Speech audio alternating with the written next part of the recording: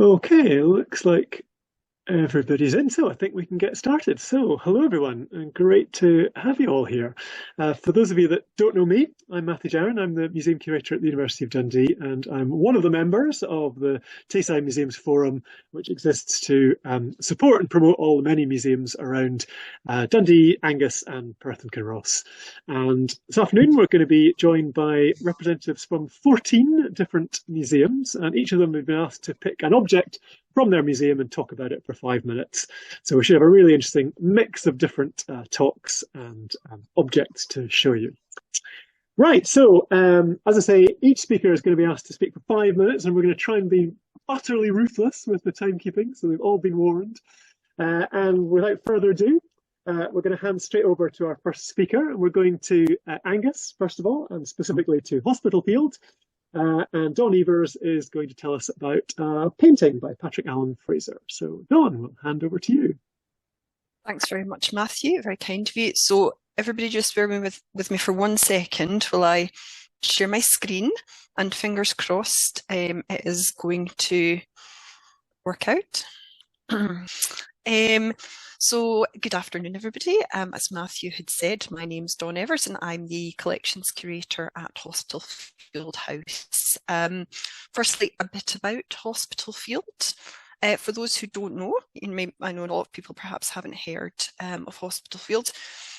This is a picture of it on the screen just now, and it's located in Arbroath and has a fascinating history. In 1260, a Benedictine order of monks built a hospital to provide for the many pilgrims travelling across sea and land to make their way to the new abbey at Arbroath. After the Reformation, the estate became privately owned and was acquired by the Reverend James Fraser in 1664, and he was a minister in Arbroath.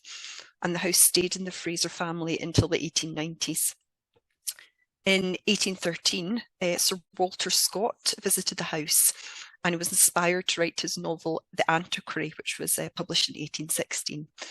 In the book, the home of the Antiquary is called Monk's Barns, and this house was based on Hospitalfield. The artist Allan Fraser, who later became the head of the house, was commissioned to make a series of illustrations for a new edition of the Antiquary, and he travelled from London, where he was based, to his hometown of Arbroath, where he met and married the last heir to the estate, Elizabeth Fraser, and they married in 1843.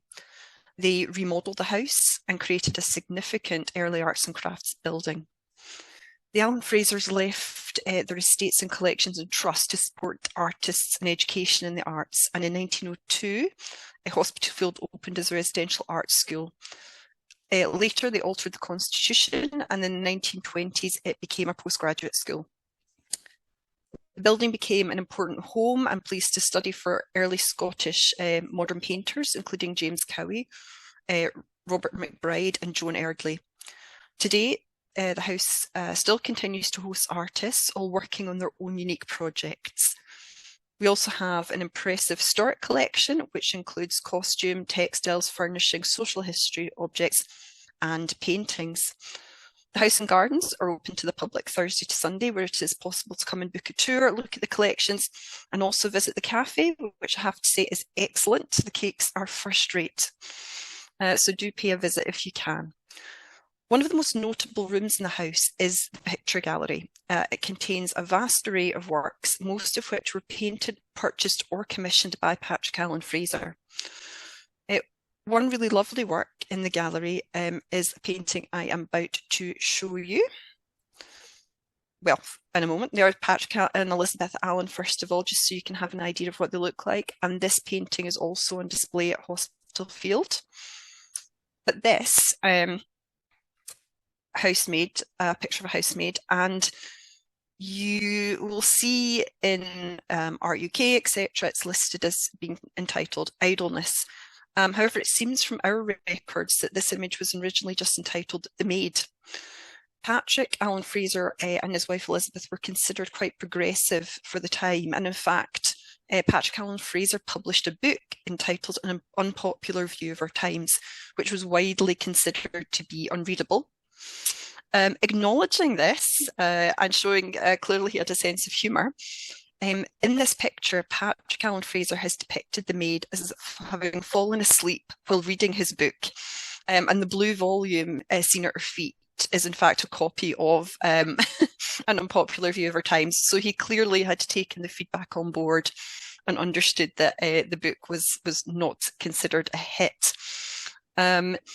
So this painting was displayed at the Royal Scottish Academy in 1871, and it actually secured his election as an honorary member of the Academy. The maid is depicted in Hospitalfield, and the tapestries you can see at the back and the leather wall coverings can still be seen in the house today. So Hospitalfield also houses a really interesting paper archive collection, a lot of which was correspondence that was written to Patrick Allan Fraser. So among the letters from famous artists such as Will Calder Marshall and Charles Dickens, there's one solitary note from a man called Andrew Robertson McCash. And this letter demonstrates how archives can provide a deeper understanding of the objects in our care. In the letter, he writes that a friend told him of the painting of a maid, and from the description, he recognised this as being his wife. She'd worked at Hospitalfield as a girl and sadly passed away, and McCash writes to ask if he could obtain an engraving of the picture, as he doesn't have an image of her and would like to show it to their sons. As we only have one side of the conversation, we don't know how Patrick Allan Fraser responded to this request, but we can only hope that he viewed it favourably. Without the letter from Andrew McCash, we never have been able to find out the identity of the sitter, as she was not of high social status, so her name is not recorded in the image on the title of the painting. In many of the employment records from the estate, along with many other papers from the estate actually, were destroyed after the death of Patrick Allan Fraser. He had asked for them to be destroyed, and apparently this was quite common at the time. So therefore we couldn't really turn to the wider archive to find more information on her if it hadn't been for this one entry. Knowing the name of the sitter and that of her husband allows us to find more about the life of Jessie Mitchell, who was the maid in the picture. After her time at Hospitalfield, she's recorded as marrying Andrew Robertson McCash on the 18th of April 1873 at St Vincent's Church in Arbroath. She was 19 at the time of her marriage, so that makes the year of her birth approximately 1854, and her husband was 26. Just going to give you a time warning, Dawn. Yeah, I'm nearly at the end. Thank you very much, Ratty, that's kind. He's listed as being a jeweller working in Perth, in the post office directories list him as being there. Jessie, in the letter, McCash mentions they have 2 sons, and in fact, they actually had 3 children, but very sadly, a daughter called Mary died at 3 months old. And unfortunately, Jessie herself died not long after this. She's listed as dying on the 18th of March, 1878, at the age of 24. And on her death certificate, it shows that she died of TB. So really, more research can be carried out on Jessie and her family. We found some basic information on her husband, which shows that he later remarried and he died in Glasgow, so they'd obviously moved at some point. But this letter and the painting has provided with us a really interesting insight into Jessie's life, and we certainly can find out more. And you can view the painting online at Art UK, or you can come and visit the gallery at Hospitalfield, and you'll be very welcome. That is me, so I'm going to stop sharing my screen in a moment. Just bear with me. Thank you so much. Thank you so much. Thank you. So that was great. And yeah, just to, as I put a note in the chat saying, if anyone does have any questions for any of our speakers, do just write them in the chat, and the speakers will keep an eye on that, and we'll type in their responses. So thank you, Dawn. Great starting point there. And now we're going to move to Dundee and to Carly Cooper at the McManus, and definitely one of the oddest objects that we have, I think, tonight, this very strange chocolate nurse. Carly, tell us more. Okay, right. I'll attempt to share. Okay, Yep, good. brilliant. Yep. Okay, brilliant. Yes, so I'm going to be talking about the World War One chocolate ambulance nurse here in the collection at the McManus in Dundee. And she is currently on display in our latest temporary exhibition, this just in. So she was donated to us in 2019 after she made a brief appearance on the Antiques Roadshow. So she was given to Margaret Carr Smith, who you can see on screen here, by her then fiance, William Emery Clacker. And we believe he purchased it for her just before he left to fight in the First World War. William was a joiner. He was born in Pittenweem in 1894, and he joined the 205th First Dundee Field Company of the Royal Engineers when it was raised in Dundee. The company left for northern France, and the family have always believed that he gave the nurse to his fiancée just before leaving as a love token. Thankfully, William did survive the war, but he was badly gassed, and this impacted his health much later, which I'll go back to. So the chocolate nurse was produced by Pascal, a company set up by James Pascal, who was based in Oxford Street in 1866. And Pascal had worked for Cadbury, and some of their earlier products were a joint venture between the two companies. Much later in the 1960s, Pascal was bought over by Cadbury. So we know our chocolate nurse was available to purchase from late 1915 to early 1916, because there was a very slight change to the design of the nurse's uniform. So on this slide, you can see the earlier Pascal chocolate nurse that was available for purchase from October 1914. And by the Christmas catalogue of December 1915, the chocolate nurse then has this little red circle behind the cross on the apron, and that's what you can see in ours. So it's great that we can exactly date our nurse. She retailed for 6.5p, and there were other chocolate figures available, particularly other figures associated with war and battle, such as the little sailor that you can see, and there was a little Tommy Aikens. There was also a Scotchman available, but unfortunately I don't have an image of him. William served until 1919. And when he returned, he and Margaret married later that year. And Margaret had kept the nurse intact throughout this time, maybe as some kind of good luck charm, we're not too sure, but never ever tempted to eat it. But unfortunately, the same can't be said for their daughter.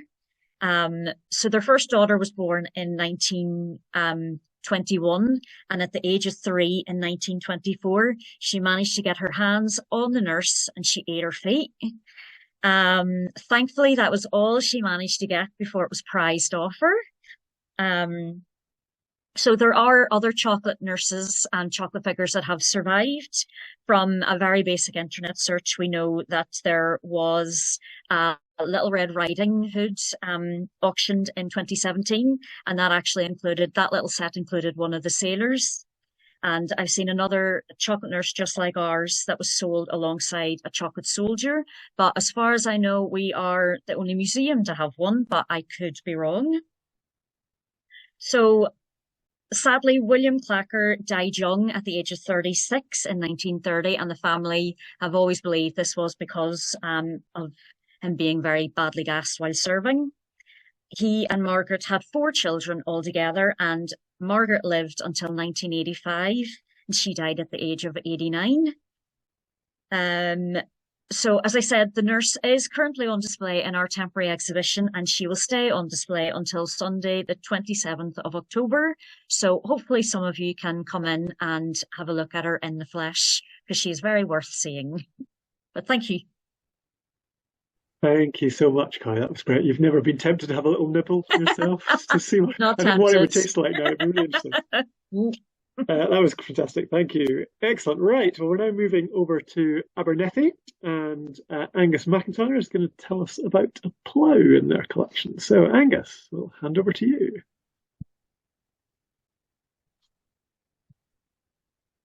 Okay, Looks good. right. So here is our Oliver B series plough, which was manufactured in the United States. More of that later. It's a bit like myself. It's past its best. I photographed it with a normal sized chair for scale. As you can see, it's a dinky little thing. It was for use in confined spaces, pulled by a single horse, turning over the soil between narrow drills or rows of raspberry plants. It was used until the late 1960s by Archie Bett. The Betts are a long-standing family in and around Abernethy. The village of Abernethy sits in a fertile area with the Ochil Hills to the south and the River Tay to the north. Here's a map of the area. The pink sections showing where raspberries were grown, amounting to between 200 and 250 acres, or if you prefer, up to 100 hectares. In traditional cultivation, perhaps no more than a quarter of that area would have been under rasps in any given year, because they were regularly rotated with more normal farm crops. Here's a photo from about 1960 with Archie Bett in the background towards the right. It looks as if someone has just cracked a joke. The crop was dispatched around the Tayside region and also to Glasgow, Edinburgh, Leeds and Manchester. A consignment went to Germany too. When prices eventually fell from £1,200 per tonne to £500 per tonne, commercial raspberry growing became uneconomical and finally stopped just after the year 2000. My house, which is 20 years old, is one of over 100 standing on one of the last commercial rasp fields in the area. Anyway, back to our plough. As you can see, it's had a busy life. It was made by the Oliver Chilled Plough Company, that's plough spelt P-L-O-W in the American style, in their factory in South Bend, Indiana. And it would have looked like this, as shown in the advert, when new. The company was founded by James Oliver, who emigrated from Liddesdale in the Scottish borders in 1835. That's him later in life as a successful inventor and entrepreneur. He perfected a process of chilled iron casting and produced ploughs which far surpassed all others at the time, even the more expensive steel ploughs. In the early 1900s, a US Senate report to Congress stated that, and I quote, "If for a single year all farmers in the US would use the Oliver Chilled plough instead of regular steel or iron ploughs, the savings in labour would total $45 million. I make that about $1.6 billion today." In 1909, the factory at South Bend employed 2,600 people. Oliver ploughs were exported all over the world, including Scotland from 1879, and the factory at its height was the largest in the world, turning out up to 300,000 ploughs a year.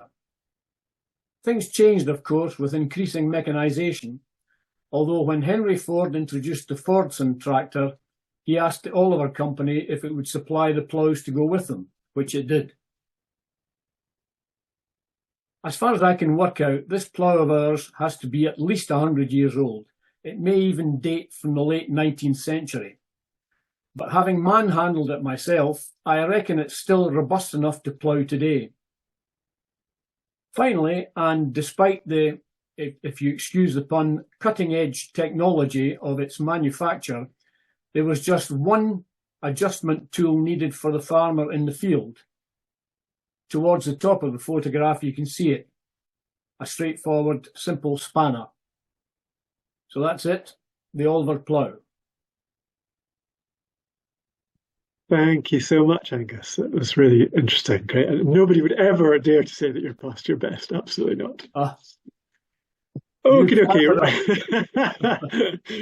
Right, we're moving over to Perth now, and Fiona Connah at the Black Watch Castle Museum is going to tell us about Glengarry bonnet. So, Fiona, over to you.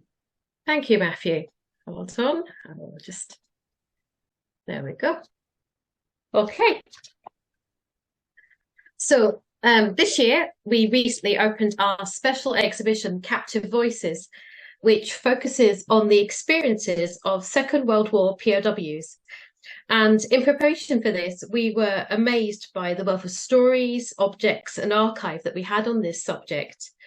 Many of these relate to soldiers captured in 1940, following the surrender of around 11,000 British troops at Saint-Valery in May of that year, and 800 of those were Black Watch. We've got some amazing stuff in this exhibition, including a portrait of a Black Watch soldier painted by the Earl Haig, Field Marshal Haig's son, whilst he was a prisoner in Colditz. And I could have talked about this object, but instead I'm talking about today a much simpler item. And it comes from a collection of artifacts and archive that belonged to a soldier who served with the 6th Battalion and was captured in early 1944. So Private John Tayside was born on the 11th of April 1924, and he served with D Company, the 6th Battalion, throughout the Second World War. He fought in Africa, where he received shrapnel wounds, and was part of the Sicily landings in July 1943. And having been captured in early 1944, he was reported missing, and his family were forced to wait 3 anxious months to know that he was still alive. So following his capture and having been wounded under the eye, he was left under the care of nuns at a hospital near Brescia, where one of the sisters caring for him gave him this prayer card and tied the medallion around his neck. And later, after he'd been transferred to Stalag 8B near Lambsdorff, the German doctors removed the bullet that had been embedded under his eye without anaesthetic. So you can see from this slide that there are quite a variety of artifacts and archive in the Tayside collection. This includes players' cigarettes he'd received from a Red Cross parcel, German matches given to him in a transit camp, and his mess tin and mug. And they're currently on display in our main galleries. The photograph you can see also shows Tayside with some of his POW comrades. And for this picture, the men have borrowed greatcoats and caps from their German guards, and they are posing for the photograph in front of the German officers' mess. His sister, who donated this collection in 2004, said they wanted to look good. So you might wonder then why we've decided to focus on Private Tayside's Glengarry as our treasure. Many of you will be correct in speculating that we have a large number of these in our collection, but this Glengarry is rather special. So unlike many of our Black Watch POWs, Tayside was a prisoner for less than a year and was repatriated on the Swedish ship MS Gripsholm in September 1944. Now, in preparation for this, his fellow prisoners of war made him a Glengarry using whatever materials they could find. So if you kind of look closely, this fabric for the cap was dyed and then formed into the shape of a cap. And then this next slide shows you his turi, usually a red pom-pom, but they've taken red wool and snipped it to make it look a bit like a pom-pom. And here, the trim is in fact a gentleman's black tie.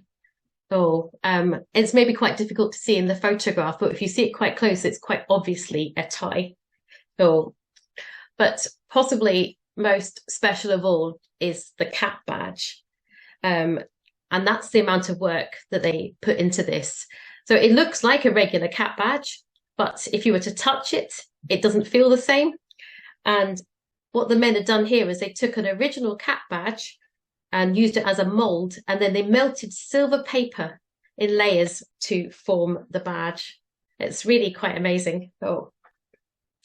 And a letter written at this time of the donation highlights just how important these mementos were to Private Tayside. She finishes her letter by saying, "My brother was very proud to be in the Royal Highlanders, the Black Watch, and my parents and myself were also proud that he was in such a famous regiment." So Private Tayside's Glengarry and his story can be seen in our special exhibition, along with many other stories and artefacts that relate to Black Watch prisoners of war. And I hope some of you will be able to come and see it in person. Well, thank you very much. Thank you so much, Fiona. Gosh, that was a fascinating story. Wonderful. Don't forget, folks, if you have any questions for any of our speakers, do pop them in the chat. And now we're moving from one castle to another. We're going off to Blair Castle, and Keren Guthrie is going to tell us about some whisky. Keren, over to you. Hi there. Hello, everyone. Thank you. Okay. So, anyway, I'd like to speak to you today about Blair Castle and our whisky find. Atholl Estates, with Blair Castle at its heart, is made up of many rivers and burns, not to mention plenty of peat, so has always been an ideal location for the distillation of whisky. In late 2022, Bertie Trotton, our resident trustee, myself and our head caretaker, found a number of old bottles in a hidden area of the castle cellars. Around 40 bottles of whisky were discovered, which are believed to have been distilled in 1833, bottled in 1841. The whisky was then rebottled in 1932 when the castle and estate were bought by Bertie's great-great-grandmother, Annie Cowdrey. A bottle was opened and sampled, and the rest of the whisky was then sent off to Glasgow and Edinburgh universities for testing and carbon dating. And excitingly, when it came back, the testing supported the distilling date of 1833. So, most importantly, then came the tasting. Angus MacRailed, one of the world's leading authorities on old and rare Scotch whisky, with an extensive background in whisky auctioneering, came and tested it, and he said the following: it possesses a clear textural weight in the mouth, along with a flavour profile that strongly involves medicinal characteristics, without any notable or pronounced peat smoke. It brings to mind oily sheep wool, tiger balm, boot polish, and various metallic notes, although balanced by a very subtle degree of sweetness, and it's the colour of white wine. This first indication to the origins of the whisky was a wooden shelf plaque that was found alongside the bottles. But as you can imagine, more research was required to provide a further provenance for the whisky. And the best place to begin was the Castle Archive. Here we found several bin books or cellar books, which were used to record the bottles in the castle. Each year the new bin book was created, and the one that you see here dates from 1834. Some of the items listed are old ale, orange brandy, milk punch, but if you look sort of further to the bottom, you will see a notation of whisky, and in the margin is written 40 gallons in wood. This is one of the earliest recordings of whisky being stored in wood or casked. Prior to that, it was always almost always bottled. Interestingly, what's missing from the Castle Archive is the licences for distilling the whisky, which leads us to believe that the majority of the whisky drunk in the castle and on the estate was actually illicit. The castle attics also provided hidden gems of information about whisky on the estate, as we can see from this portable still and the hydrostatic bubbles, which were used to proof alcohol. The older style of Highland whisky at this time would have been distilled in small pots like this one, and it would have used a variety of barley known as beer, which would produce a bold, big-bodied, peaty whisky. And this type of whisky would have been prevalent on Atholl estates, especially as they had a large number of small farm distilleries. By 1820, there were over 14,000 illicit stills being confiscated each year in Scotland, but this accounted for only a fraction of the whisky enjoyed without benefit of duty. Atholl estates tenants perfected elaborate signalling systems whenever excise officers were seen. The Duke, we know from the Castle Archive, was well aware of how these excise duties were affecting his tenants' income, and he tried to help, but with little success. When Queen Victoria visited the castle in 1844, it was reported by many newspapers that she would often have a dram when she was out sketching, or possibly some Athol brose with her breakfast. The volume you see here is a household book dating from 1844, noting what she would have eaten and the fact that she travelled with a retinue of 118 relatives and staff would have cost a considerable amount to feed. So the whisky that was discovered in the cellar of the castle could have been one she drank from. 24 of the bottles were sold at auction last year, but the remaining bottles are in the castle cellars, keeping safe. If you get a chance to come up to Blair Athol up in the Highlands here, come visit our whisky exhibition. From June, we're even running some whisky tours, and we'll give you 3 tastings of whisky. Not of this one, but some whiskies we have in the shop. I hope you'll all come. Thank you so much indeed. Great. Yes, I'm not entirely sure if the mix of tiger balm and boot polish makes it sound particularly appealing, but excellent. Right.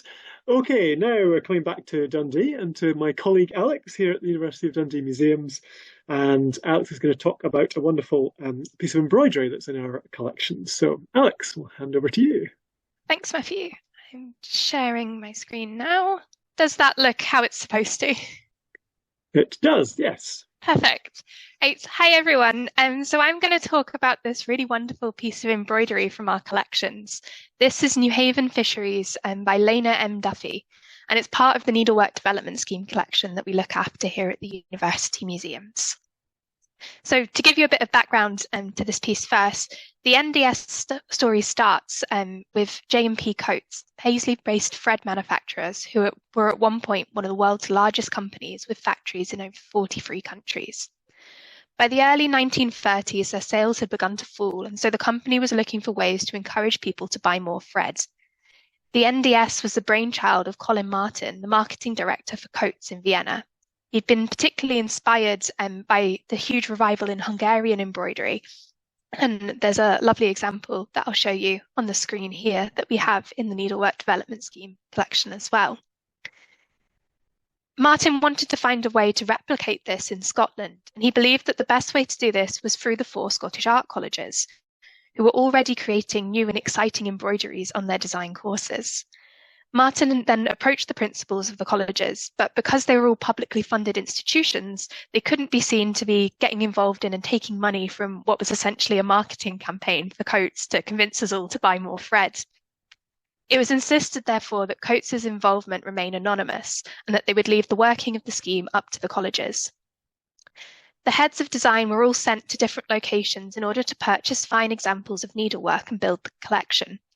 Alex Russell went from Dundee, he went to Germany and Austria and was given £300 to spend on contemporary pieces. But it wasn't just pieces from across Europe and around the world that they were collecting. The scheme also was very keen to acquire some cutting-edge examples of British embroidery, including many pieces that were student work. This is where Lena's Fisherwomen comes in. So these are some examples of nice pieces from Germany and Austria. So this piece was collected in 1934, right at the very start of the scheme.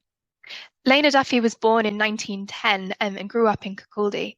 She did well at school in languages and design subjects, and her father was a schoolmaster. Perhaps this is what encouraged her to continue with education. In 1933, she'd graduated from Edinburgh College of Art with a diploma in design.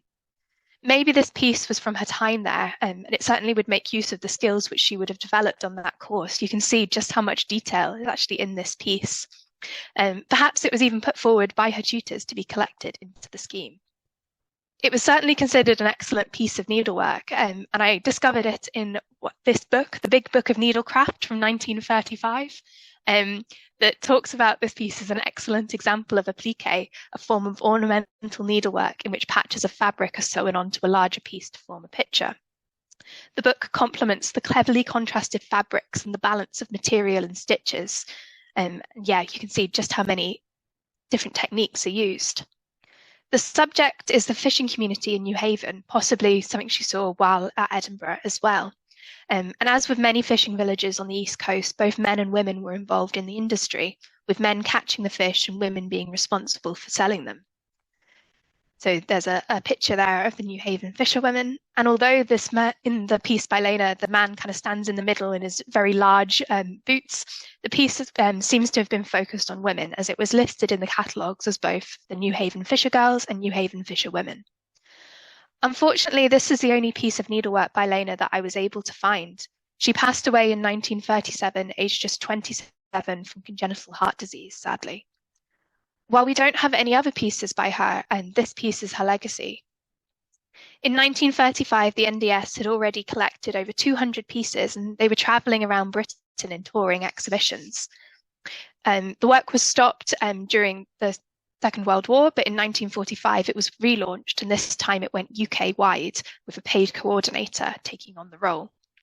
Whereas the focus pre-war had been on the art colleges and on higher education, post-war there was a greater involvement in getting school-aged pupils to view the collection, and also producing different publications and borrowable teaching resources, like these And So to Sew little booklets, but I also found one in one of the telephone box book stands, which is very exciting recently. In 1961, it was decided the scheme would come to an end as Coates had achieved its aims. They'd sold lots of embroidery threads, and they'd gotten lots of people interested in embroidery, and it was only at this point that their involvement in the scheme was actually revealed. The following year, the whole collection, which now numbered many thousands of pieces, was dispersed. The 4 art colleges each got a significant amount, between 100 to 120 pieces each. And when the collection came to us, it arrived looking somewhat like this, so all in suitcases and frames. We've since kind of repackaged it, stored it properly, and we now use it regularly in exhibitions and to show people interested in embroidery as well, come view the collection. But what I think I really like about this piece is, just as newly graduated Lena Duffy's work was acquired to share in exhibitions and encourage embroideries, we also continue to do this to this day. So we acquire student textile works for our collection. You've got some lovely examples here. And if you'd like to see some of the textiles work, which we have collected in recent years, we currently have an exhibition on in the Tower building called A Decade of Design that has some really, really lovely examples of textiles as well as jewellery and animation, which is running until the 3rd of August. So thank you very much for listening to me today talk about some lovely needlework. Thanks. Thank you so much. That was great. I'm glad you got a plug in for the exhibition there. Very good. Excellent. Right. Well, we have one more talk in our first half. We're sticking to Dundee, but heading over just down to Discovery Point.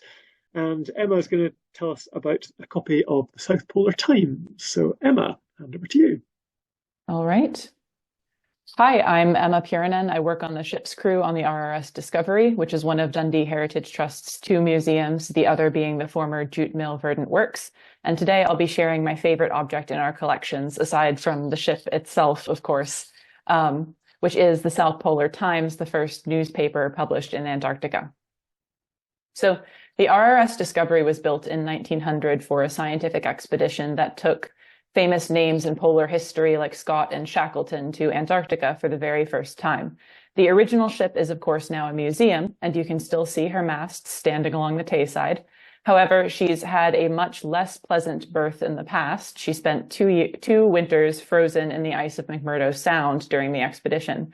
Winter in Antarctica is long and dark, and the sun doesn't rise for months on end.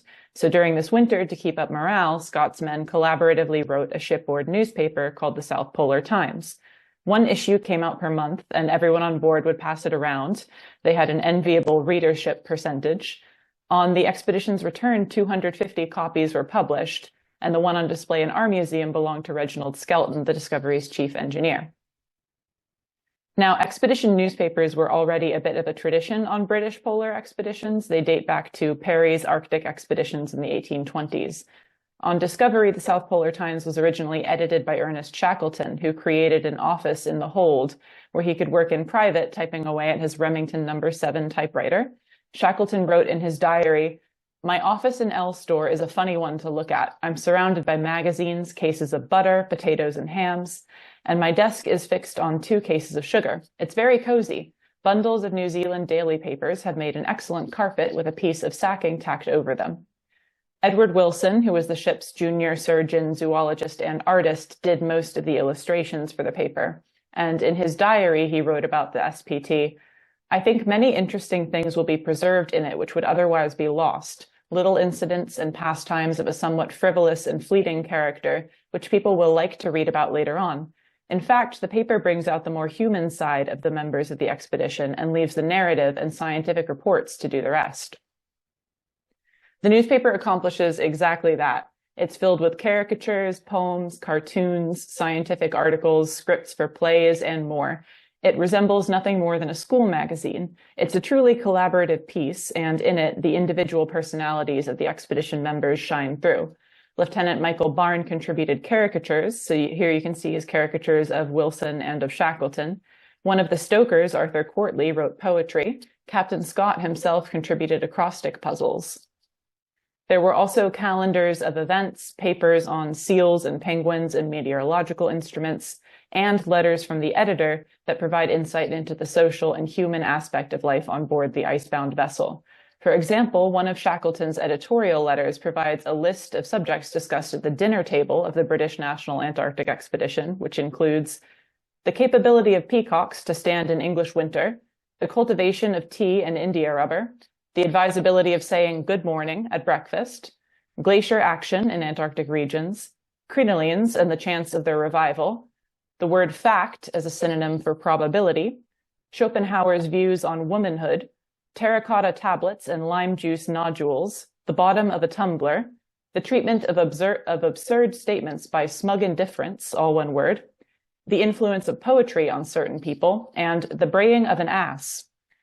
The paper certainly seems to have accomplished its task of keeping up morale during the winter. Scott reflected after the voyage, "I can see again a row of heads bent over a fresh monthly number to scan the latest efforts of our artists, and I can hear the hearty laughter at the sallies of our humorists and the general chaff when some sly allusion found its way home." Memory recalls also the proud author expectant of the turn of the page that should reveal his work, and the shy author desirous that his pages should be turned quickly. So the South Polar Times is indeed a treasure for preserving this other, more humorous aspect of the expedition life. And I hope you'll visit the Discovery Museum to have a look at our copy yourself. Thank you very much for your time. Thank you so much. That was great. Yeah, it's always fantastic to see Wilson's illustrations. They're so beautiful. Excellent. Right. Well, we've come through our first half, so well done, everyone. I hope everyone's enjoyed it. I certainly have. And we'll take a short break now, give you a chance to stretch your legs, put the kettle on, whatever you like. And let's say we'll come back at 5 to 4. Okay, so 5 minutes to 4. So see you then, folks. Welcome back, everybody. Thank you very much. So just a reminder that you can put any questions you've got into the chat.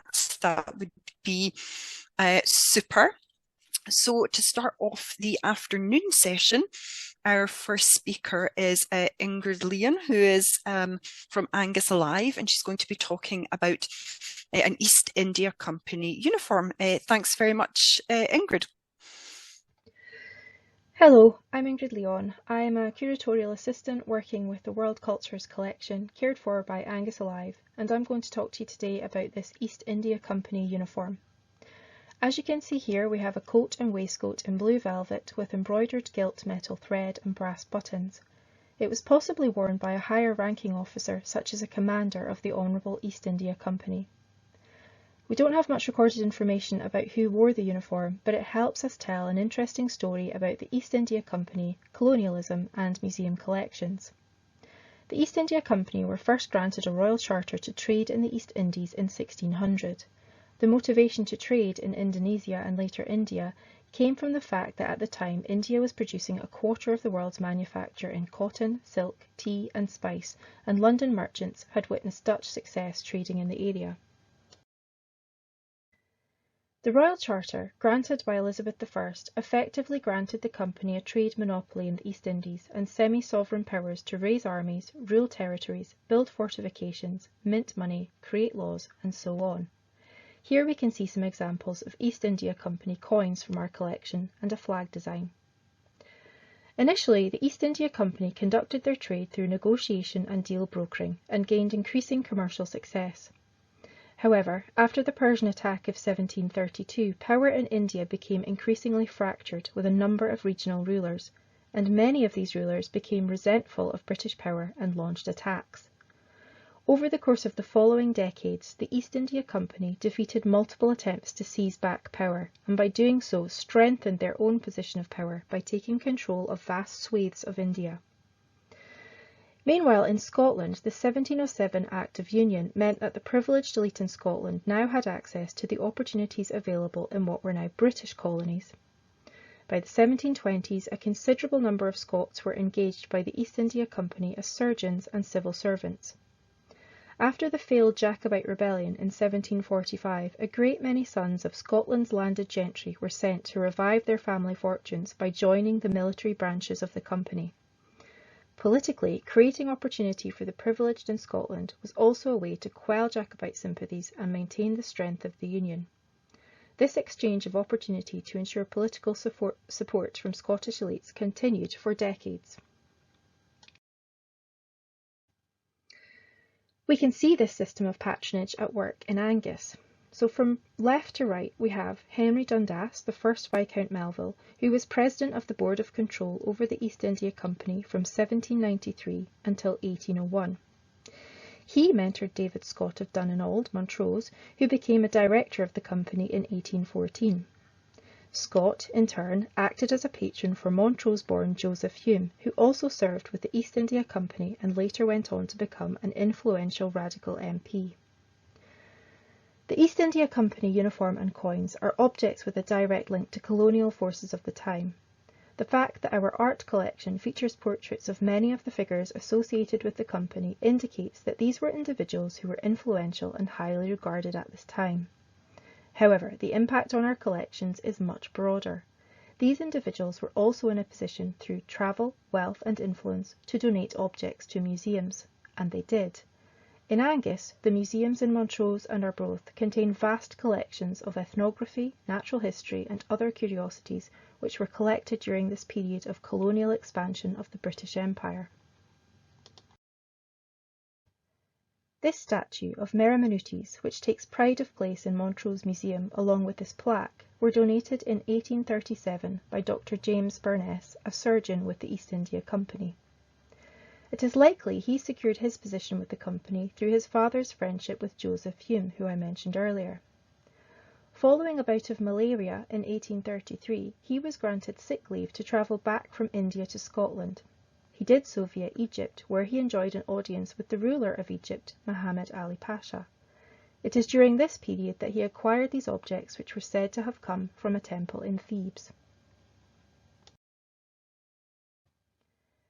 This high-relief sculpture of the goddess Durga slaying Mahisha was donated by Captain James McLagan.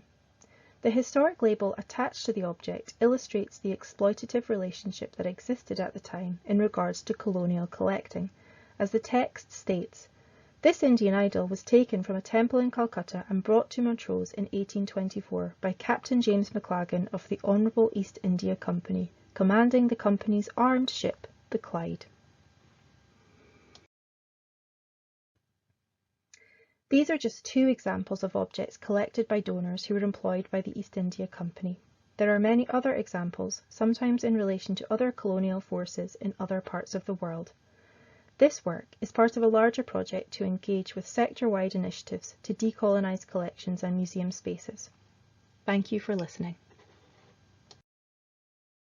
Well, thank you very much to Ingrid and to Matthew, who very kindly played that recording. Ingrid wasn't able to be with us today, but kindly recorded that in advance. That was really fascinating. Moving on to our next speaker of the day, we have Caitlin MacLeod from HMS Unicorn, who's going to talk to us about the historic instruments from HMS Unicorn Silver Band. So thanks very much, Caitlin. Okay. Righty-ho. So, good afternoon. My name is Caitlin and I'm the Volunteering Engagement and Learning Officer here at HMS Unicorn. And as Dawn's just said, I'm going to be talking about the historic silver band of HMS Unicorn and their instruments. So first things first, for anyone who has not heard of HMS Unicorn, I'll give you a very brief history. She's a 46-gun frigate built in 1824 at Chatham Dockyard in Kent, with 4 decks, which you can hopefully see on your screen from top to bottom. We have the weather or the upper deck, we have the gun deck, we have the mess deck, and then the orlop deck, with the hold being in the very belly of the ship. Now this year marks HMS Unicorn's 200th year. We turned 200 on the 30th of March. However, despite being built in Kent, she has been in Dundee for over 150 years now, so we consider her a Dundee native, serving as a training ship for many reservists during these years. One of the many uses of the ship was as the home of the HMS Unicorn Silver Band, whose instruments I'll be talking about today. So, the HMS Unicorn Silver Band was formed to promote the morale and public image of the Royal Naval Volunteer Reserves, of which the Dundee branch was founded in 1905. So pictured here is one of the iterations of the band. Now, at the outbreak of war in 1914, many of HMS Unicorn's enlisted recruits were drafted straight into sea service. However, there were many more reservists than there were ships at this time and places available.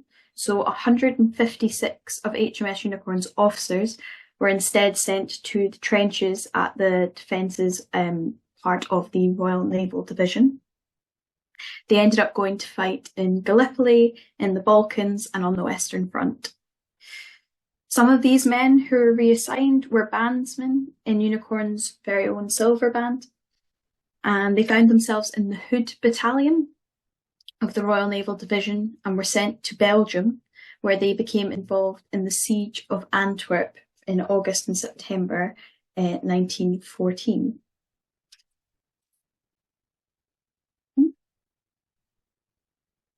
So it's at this point in our story that the instruments come into play, as it was during the Allied defeat at Antwerp that the now Hood Silver Band was forced to abandon their instruments in order to retreat to safety.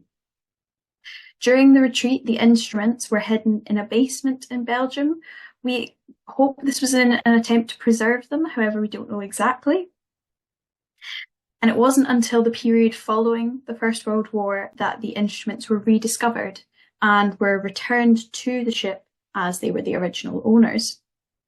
And they've remained in our collection and on display till this day. Some of the instruments which have been returned you can see pictured here, and they include 3 brass cornets, a trumpet, a trombone, and 3 tubas.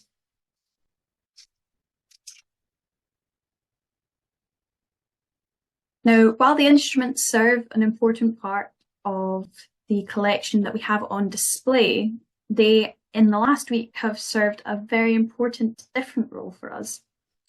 Thanks to an Imperial War Museum's funded project, we were able to restore a number of our historic instruments to playable condition.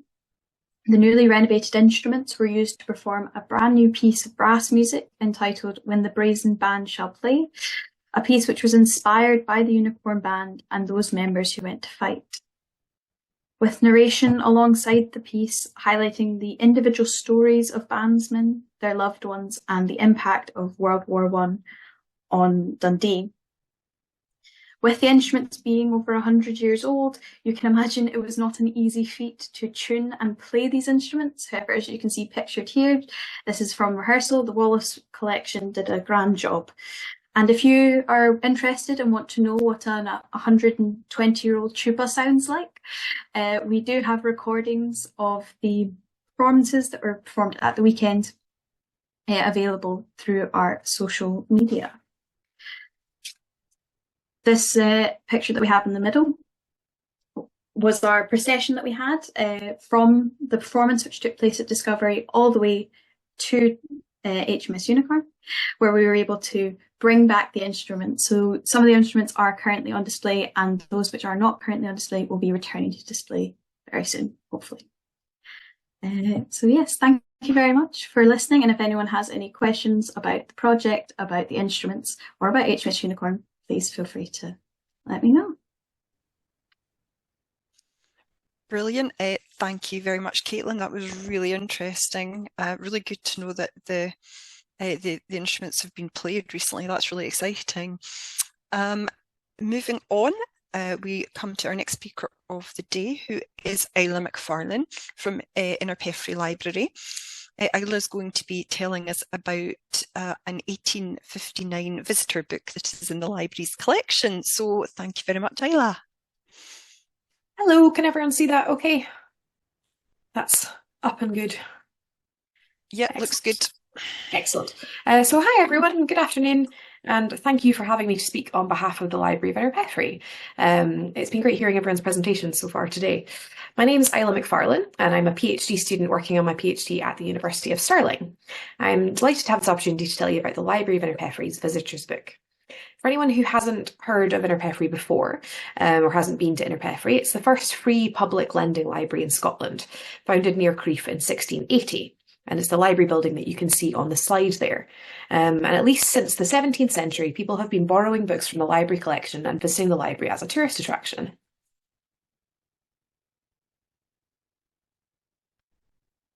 So what are visitors' books? Sometimes referred to as albums, guest books, and even strangers' books. Visitors' books are documents specifically created to collect data about visitors to an institution. So these are people who were not there to borrow books from the collection, but instead visited the library as a tourist destination. The Innerpeffray visitors' books generally contain the names of visitors with the date they visited, the location they came from, and occasionally their occupation. You can also get a sense of relationships between friends and families by looking at the groups who travelled together. For example, on the right-hand side of the spread here, you can see that on the 24th of August 1880, the library was visited by Mr. and Mrs. Downey from Glasgow, Mrs. Williams from Edinburgh, Miss Gray from Stirling, and Mrs. Young from London. Because these visitors are all recorded under the same date and all the entries appear to have been written by the same hand, it's possible to find out that these individuals most likely visited the library together. So my PhD looks at the first volume of the Innerpeffray visitors' books, which survive up until the present day from 1859. And the first volume has signatures and details about visitors from 1859 to 1897. So not so long a period, you might think, and when I first started, I did. But within this one volume are the signatures of almost 10,000 visitors over a period of 38 years. So you can already tell that Innerpeffray was a really popular visitors' attraction. So as you can gather from this representational spread, which shows visitors throughout July and August 1880, the vast majority of visitors to Innerpeffray during this period are from Scotland, from various areas around Scotland, with some from England and a few from further afield. On this spread, 37 people, or 71%, were domestic visitors, 13 were from England, about 25%, 2 did not leave any location details at all, and 1 was from Trinidad. So moving to look at the visitors' book as a whole, although only a small proportion of visitors to Innerpeffray in this period, about 2%, were from abroad, the range of places visitors travelled from was quite extensive, especially considering how expensive international travel was at this period and how long it would have taken at this time to get to Scotland. This really surprised me when I started my research and emphasises how much the advancements in steamships and railways from the 1850s onwards really affected people's abilities to travel. So you can see here a map showing how many visitors travelled to Innerpeffray between 1859 and 1897 from each country. The majority of international visitors came from Australia, India, the United States and Canada, locations frequently associated with the Scottish diaspora and Scottish missionary work. Fairly high numbers also visited Innerpeffray from South Africa, France, Germany and China. Something else that I have found really fascinating in my research of the visitors' books is the distribution of gender. Many studies looking at Victorian travel and tourism seem to assume that men were travelling and engaging in tourism much more than women, but this does not seem to be true in the Innerpeffray visitors' books. Based on titles, first names and occasionally occupations, 47% of visitors to Innerpeffray in this period were female, 35% were male, and in 18% of cases the gender was unable to be identified. For example, in this small excerpt here, it's possible to ascertain the gender of James and Mrs. Smeaton, but not their unnamed family members. Finally, it is always fun to see famous names who have visited Innerpeffray. Elsie Ingalls, the World War I war doctor, visited twice in the summer of 1887, and J.M. Barrie and George Bernard Shaw visited with a local family in September 1924. And I'm doing a blog series called Visitor Vignettes, which focuses on various visitors that we can identify throughout the visitors' books. So I've just highlighted a couple of my research questions into the visitors' books here, but I hope it's clear how interesting these unique manuscript sources are for our understanding of both 19th century tourism, international and domestic, and social history at large. So if you'd like to learn more about visitors to Innerpeffray and where they came from, our exhibition at Innerpeffray this year, Travelling Tales, features some more of my PhD research and books from within the Innerpeffray collections whose authors have travelled the world. When each modern visitor adds their name to Innerpeffray's living archive, they become part of its story. So I certainly hope that if you visit Innerpeffray in the future, you make sure to sign the visitor's book.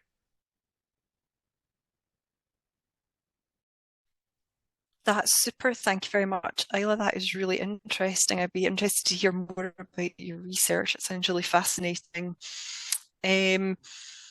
So moving on now to our next speaker for the day. We have Ruth Brown from Dunkeld Community Archive, who's going to talk about a Victorian hand-painted glass lantern, which is in their collection. So thank you very much, Ruth. Take it away. Hi, everybody.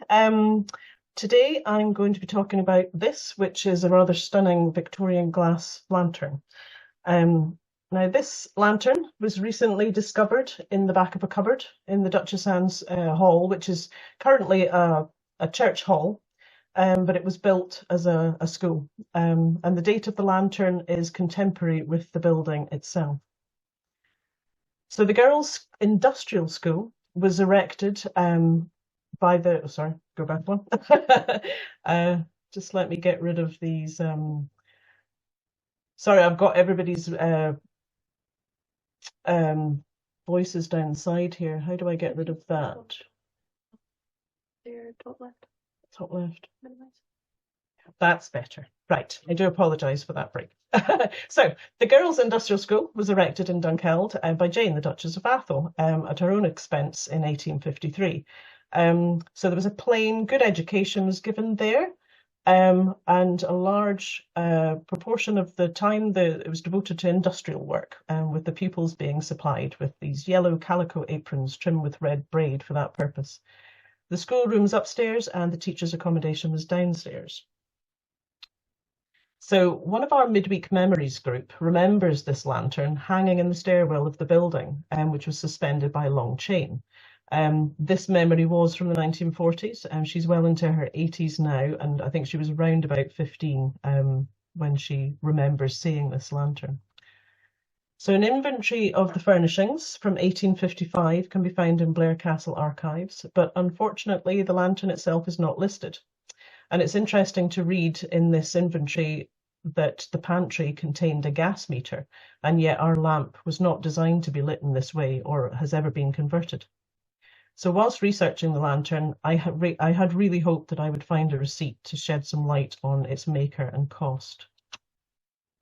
The design and colour palette of the lantern is typical of the time, a Gothic revival design and architecture such as spires, buttresses, decorative ironwork and pointed arch surrounds on doors and windows were popular, which are more often associated with churches. In the early Victorian period, the rich colours such as burgundy, marsala, etc., as you can see on our lantern itself, these kind of colours were used, and medieval influences including fleur-de-lis, heraldic motifs and quatrefoils on stained or etched glass. A candle or oil lamp would have been suspended from this internal hook, and one of the side panels of the lantern was a door, so you could gain access to replace the candle or top up the oil. The glass panels have been hand-painted with vitreous enamel, which is a powdered glass and then fired to fuse the glass. It produces these brilliant and long-lasting colours of translucent or opaque and allows for several colours to be used. I spoke to an expert whilst researching this lantern about the metal because we weren't 100% sure of exactly what it was made of. And so he's suggesting it's a leaded bronze. And he explained that by adding lead, it reduces the amount of copper and tin required, as well as reducing the melting point, so makes it cheaper overall to produce. It also increases its corrosion and wear resistance. So researching this lantern has almost thrown up more questions than answers. So who was the maker? Where was it made? And was it purchased for the school, or did the Duchess already own it? And I did struggle to find other examples with the similar elaborate painted designs on them. There were loads and loads and loads of Victorian lanterns out there with stained glass panels with a small amount of painting, but certainly nothing like this one. So we'd be really grateful if anybody could help us with some more information about it.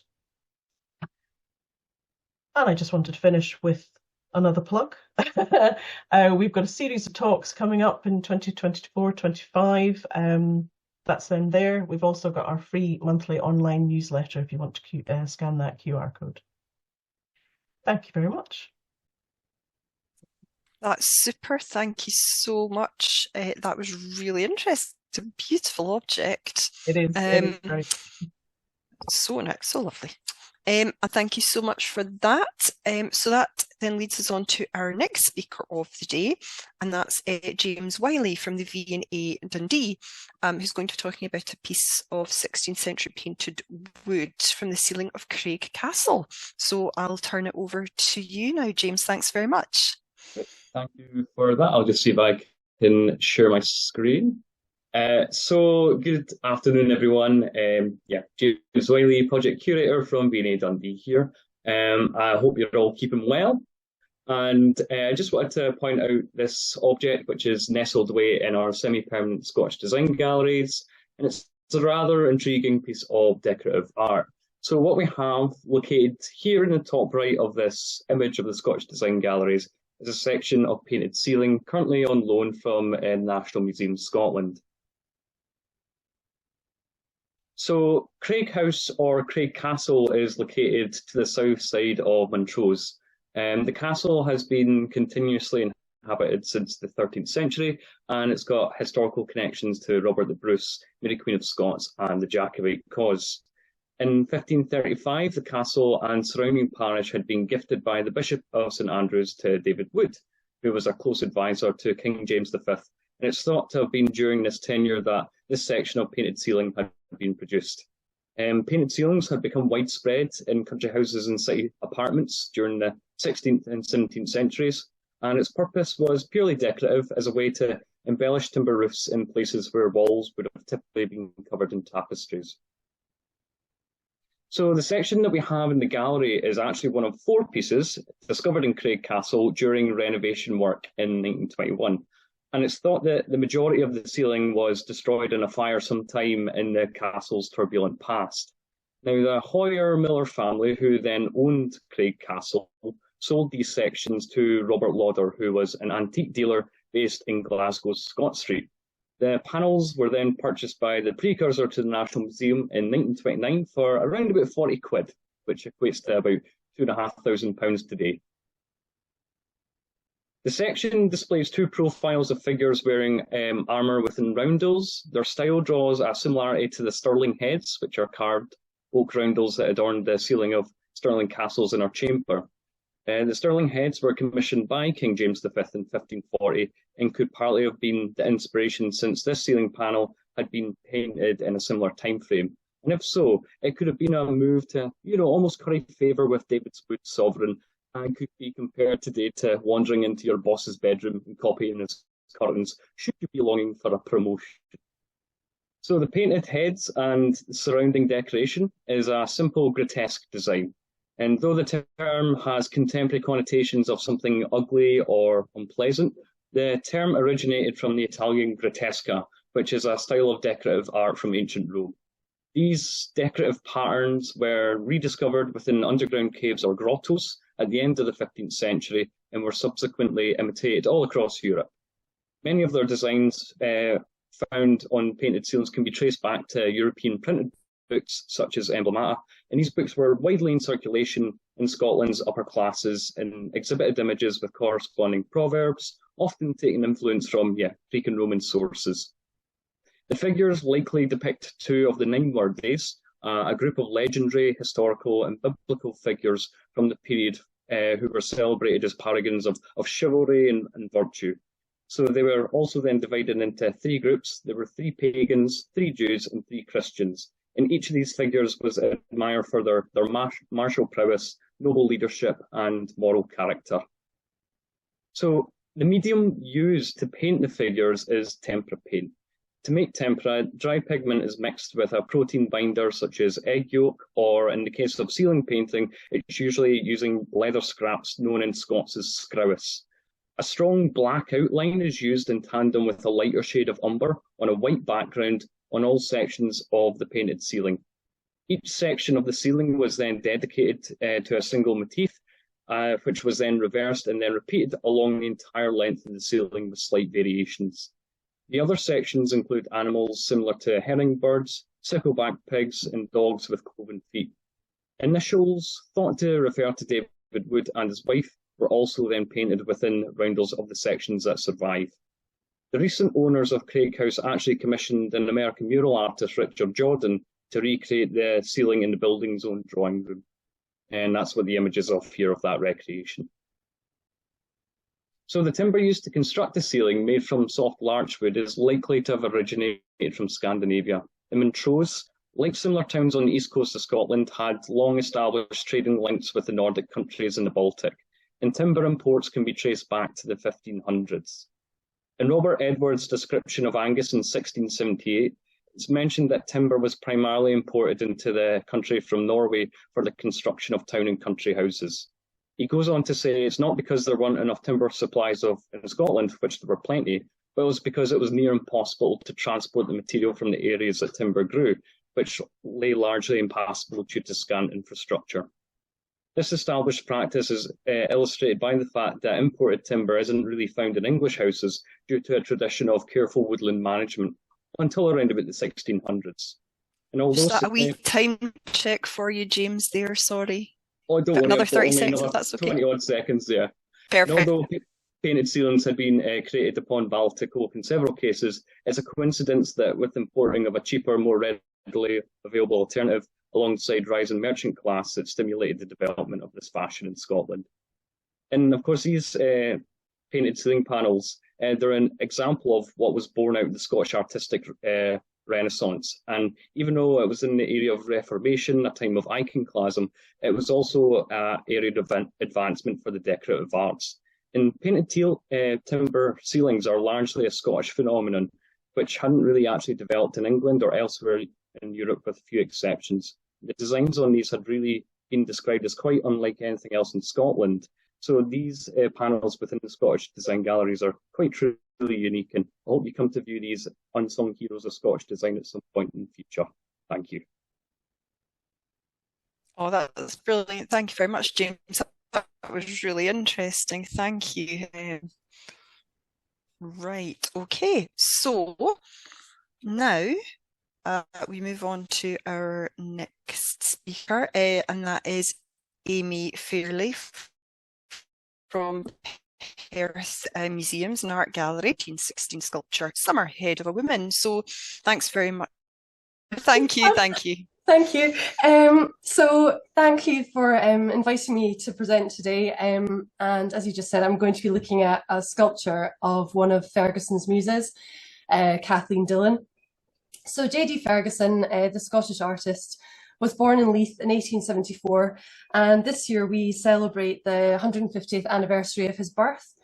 He developed a keen interest in art from an early age, and this was encouraged by his mother, who took him to the National Gallery of Scotland and the Royal Scottish Museum as a boy. Although he initially started training as a doctor, he dropped out to pursue a career as an artist after failing his second year, reportedly because he spent too much time making caricatures of the lecturers and not enough time studying. In 1894, he took a studio in Edinburgh and first visited Paris in around 1896 or 1897. He visited again in 1898, where he saw work by the Impressionists, and the following year, in the footsteps of Arthur Melville, an artist who he greatly admired, he went to Spain and Morocco. He spent a lot of time in France, moving there permanently in 1907, thanks to the sale of a watch that had been given to him by his father and the sale of a complete set, first edition set of Aubrey Beardsley's The Yellow Book, a decision that he was later said to have regretted, but it did enable him to make that move to Paris. So he spent a lot of time over the coming years basing himself and his work between Paris and France and the UK. And in the summer of 1913, he met the pioneering dancer Margaret Morris, who was to become his partner for almost 50 years. And there she is on the left, along with two of her dancing children, Kathleen Dillon, who's standing at the top, and Flossie Jolly, who's kneeling down. Ferguson and Morris shared a belief in the interdependence of the arts, and they developed a mutually beneficial creative partnership. They spent some idyllic time together in France before having to return to London following the outbreak of the First World War in 1914. On their return and at respectability, they kept separate flats, but they met frequently. Margaret ran a dance school at a small theatre in Chelsea, and her pupils became Ferguson's most frequent source of inspiration. And in return for them allowing him to paint and draw them, Ferguson gave art lessons at the school and helped with stage sets, costume and lighting for Margaret and her pupils' performances. At the theatre, Margaret also held a weekly club, and many of the British avant-garde attended, including Augustus John, Jacob Epstein, Wyndham Lewis and Ezra Pound. There were many, many others. It was just really a roll call of the who's who of London at the time. And this contact with artists, writers and musicians provided some sense of continuity with the lively atmosphere that Ferguson had enjoyed in the Paris cafes. And it was also in London that Ferguson first met Kathleen Dillon. And here she is in her portrait by Ferguson titled Rose Rhythm. She was one of Margaret's star pupils, in fact, and he said, "When I came back to London at the beginning of the First World War in 1914, I met one of Margaret Morris's best pupils, Kathleen Dillon, a very good-looking, charming and intelligent girl. Naturally, I wanted to paint her. And she posed for my painting Simplicity. One day she arrived with a remarkable hat. I said, 'That's a very good hat you've got.' She said, 'Yes, isn't it? I've just made it.' And Ferguson said, 'It was just like a rose going from centre convolution. Looking at Kathleen, I soon saw that the hat was not merely a hat, but a continuation of the girl's character. Her mouth, her nostril, the curl of her hair, the whole character, like Burns's love is like a red, red rose. So she, like Burns again, lighted my jingle, and I painted Rose Rhythm going from the centre convolutions to her nostril, lip, eyebrows, brooch, buttons, background cushions, right through. At last, this was my statement of a thing thoroughly Celtic." During the summers of 1915 and 1917, Ferguson made extended trips back to his family home in Bonnyrigg. It was at this time that Ferguson began experimenting in sculpture, initially devoting time to a number of stone carvings of heads in his mother's garden. The first known sculpture by Ferguson is a small self-portrait dating from 1908 on the left-hand side here. It was modelled as a result of his friendship with the American sculptor Joe Davidson, who he had met in Paris. And Davidson's bust of Ferguson is also in the collection here in Perth, and that's seen on the right. This sculpture, Ferguson, Summer, Head of a Woman, was carved a month after Ferguson painted Rose Rhythm in August 1916. The model, once again, was Kathleen Dillon. The sculpture is formed from rich rose-coloured sandstone, and the links between portrait and sculpture are enhanced by the choice of stone. A letter to Morris from Ferguson explains the inspiration for this carved portrait. He wrote, "The sculpture on the whole is going very well. The new stand I made is quite a success. Tell Kay I'm putting the feeling of the last time I saw her into my sculpture, full and round." The natural setting of the garden clearly inspired Ferguson, who proclaimed, "It's the place that makes me do it, seeing things against the foliage." Working outdoors inspired the symbolism of the seasons referred to in Ferguson's title and carried through in Kathleen's hair, which is portrayed as a rhythmic tumble of foliage and flowers. The sculpture is the first in a series of stone carvings in which Ferguson's interests in dance and Celtic decoration come together. It's currently on view in the new Fergus and Meg exhibition at Perth Art Gallery, along with his more famous sculpture Istra. And you can just see it in the corner of one of the walls there next to the orange salon style hang. So we have a number of anniversaries in Perth this year, along with a number of talks and events to celebrate the 150th birth of Ferguson. This year also marks the 200th anniversary of the Marshall Monument, which is the oldest part of Perth Art Gallery and includes the domed area that you see, and which is sort of such a landmark for Perth. And that we're going to have a late evening event on the 20th of June in order to celebrate that. And you can purchase tickets for the event online. Thank you.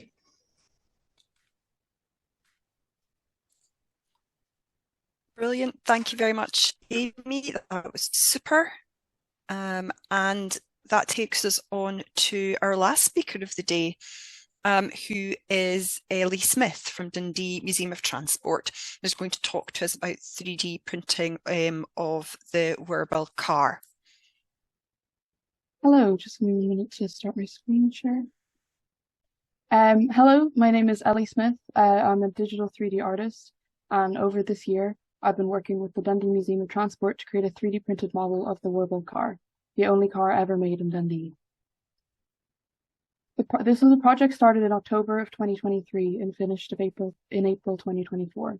The project was a collaboration between me, the Dundee Museum of Transport, and the Abernethy University 3D Printing Lab.